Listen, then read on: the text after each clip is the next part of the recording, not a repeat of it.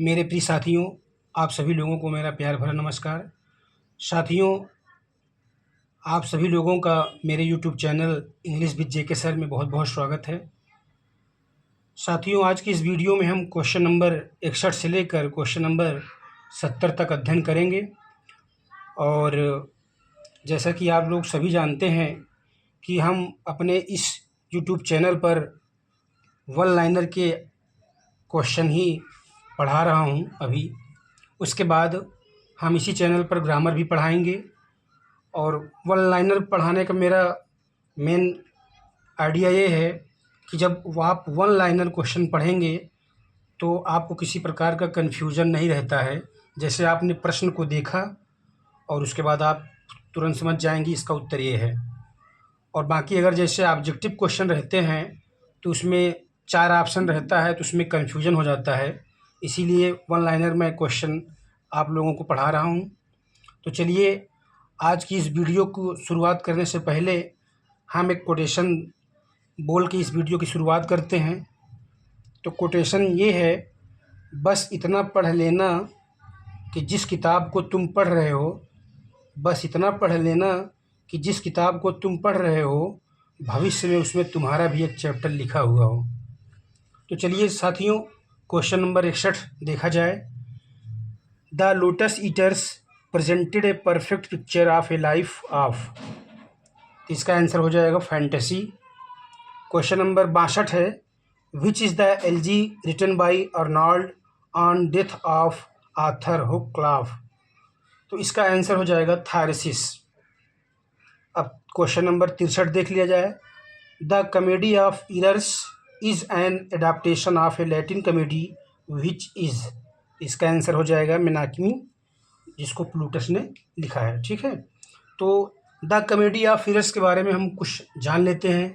The comedy of errors 1593 में लिखी गई थी और यह शेक्सपियर की सबसे शॉर्टेस्ट और फर्स्ट कॉमेडी है। और यह मिस्टेकन आइडेंटिटी पर आधारित है और इसको फार्सिकल कॉमेडी भी कहा जाता है, जो कि 1789 लाइन्स की है। और इसमें शेक्सपियर ने क्लासिकल यूनिटीज़ को भी फॉलो किया है और इसमें फुटबॉल गेम का भी मेंशन किया गया है। तो चलिए साथियों, क्वेश्चन नंबर 64 देखते हैं। क्वेश्चन नंबर 64 है,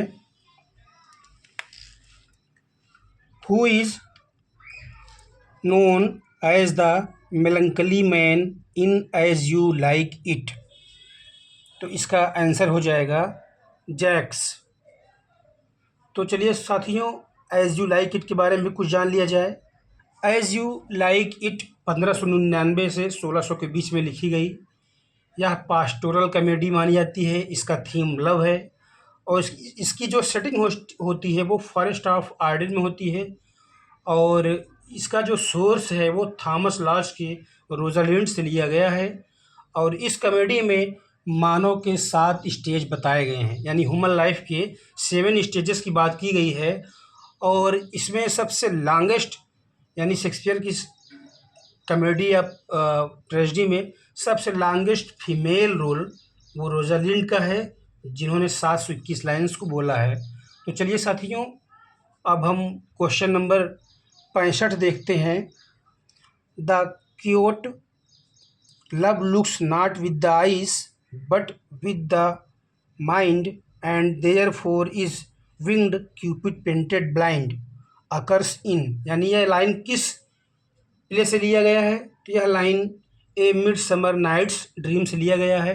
तो चलिए साथियों, ए मिड समर नाइट्स ड्रीम के बारे में भी थोड़ा बहुत जानकारी ले लेते हैं। ए मिड समर नाइट्स ड्रीम ये रोमांटिक कॉमेडी है। इसमें भी मिसअंडरस्टैंडिंग को दिखाया गया है, यानी जो लवर्स होते हैं उनके बीच में मिसअंडरस्टैंडिंग को दिखाया गया है इस प्ले में।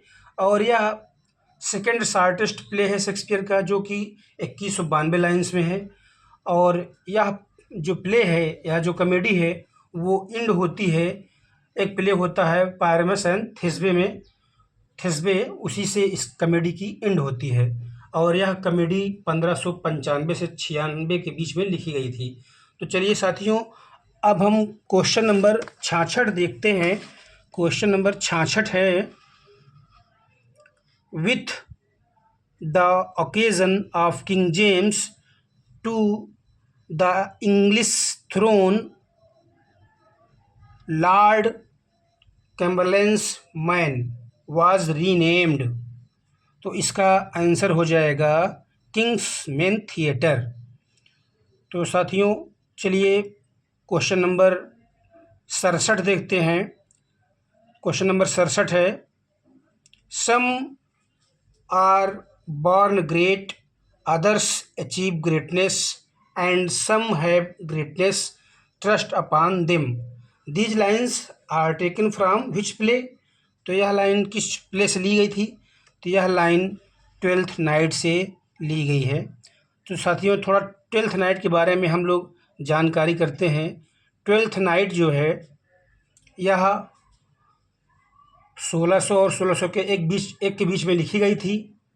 इसका टाइटल है, सब टाइटल वाट यू विल, यानी इसका सब टाइटल वाट यू विल है।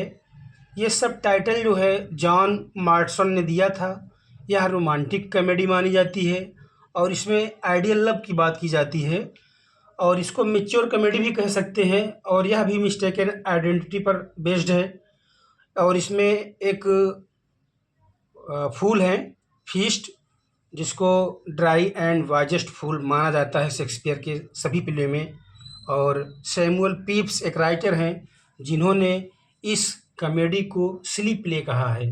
तो चलिए दोस्तों अब क्वेश्चन नंबर 68 देखते हैं। क्वेश्चन नंबर 68 है, who is second prince of Aragon in much ado about nothing.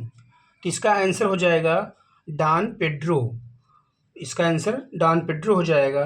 तो मच एडो अबाउट नथिंग के बारे में थोड़ा सा जानकारी कर लेते हैं। मच एडो अबाउट नथिंग 1598 से 99 के बीच में लिखी गई और इसको प्योर रोमांटिक कॉमेडी माना जाता है। यह कन्वर्सेशनल प्ले भी है और इसमें कॉमेडी ऑफ मैनर्स में भी ये आता है। इस प्ले का एंड जो है एक डांस के साथ होता है। तो चलिए क्वेश्चन नंबर 69 देखते हैं। क्वेश्चन नंबर 69 है, क्वेश्चन नंबर 69 है, Dryden all for love is an adaptation of. तो इसका आंसर हो जाएगा एंटोनी एंड क्लियोपैट्रा, जो कि आसान सा क्वेश्चन है। अब क्वेश्चन नंबर 70 जो कि आज का लास्ट क्वेश्चन है, इसको देख लेते हैं। क्वेश्चन नंबर 70 है, which famous Shakespeare's play does the quote my salad days when I was green in judgement come from. तो यह किस प्ले से लिया गया है ये लाइन? तो ये जो लाइन है वो एंटोनी एंड क्लियोपैट्रा से लिया गया है। तो एंटोनी एंड क्लियोपैट्रा 1606 और 1607 के बीच में लिखी गई थी। इसमें बिलियर्ड्स गेम होता है उसकी बात की गई है और यह जो ट्रेजिक फ्ला होता है इसमें ऑब्सेशन फॉर क्लियोपैट्रा यह ट्रेजिक फ्ला होता है। तो चलिए मित्रों आज की इस वीडियो को हम यहीं अंत करते हैं और आप लोगों ने अपना महत्वपूर्ण समय दिया, इसके लिए हम आप लोगों का तहे दिल से शुक्रिया करते हैं और आप लोगों को बहुत बहुत धन्यवाद। Thank you so much.